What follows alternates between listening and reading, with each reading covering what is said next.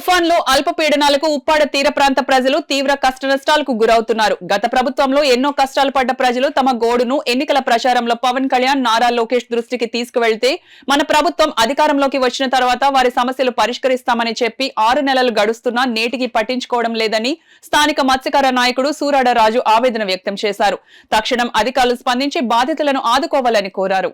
మన తెలుగుదేశానికి జనసేన నాయకులకు మన పవన్ కళ్యాణ్ గారికి, వర్మ గారికి, అలాగే నారా లోకేష్ గారికి వివరించిన వెంటనే తక్షణం వెళ్ళి మన ప్రభుత్వం రాగానే ఆదుకుంటామని హామీ ఇచ్చి ఉన్నాం.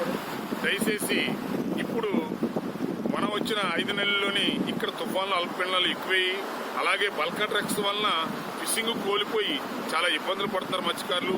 ఇన్ని రకాలమైన కష్టాలు పడతా ఉంటే ఇంకా సరైన న్యాయం ఈ మత్స్యకారులకు జరగలేదని వాపోతున్నారు. వాళ్ళ కష్టాలు నాయకులకు చెప్తున్నారు, ప్రెస్ వాళ్ళకి చెప్తున్నారు, అలాగే ప్రభుత్వ అధికారులు చెప్తున్నారు. అయినా ఈ రోజు వరకు న్యాయం జరగలేదు.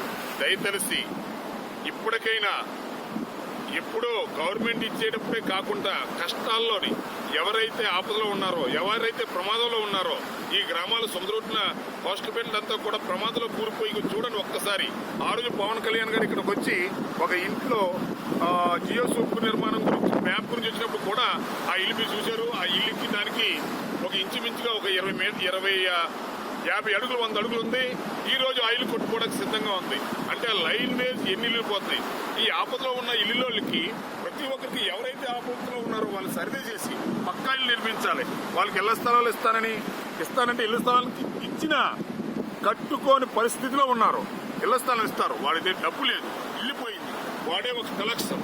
అంటే ఒక బోట్లో వాళ్ళ పిల్లల గురించో, ఏ చదువు గురించో, లేదా దేని గురించో ₹1,00,000 అని తన మీద అప్పు ఉంటుంది. ఆ అప్పుని కూడా ఎలా ఇల్లు నిర్మించుకోగలిగాడు.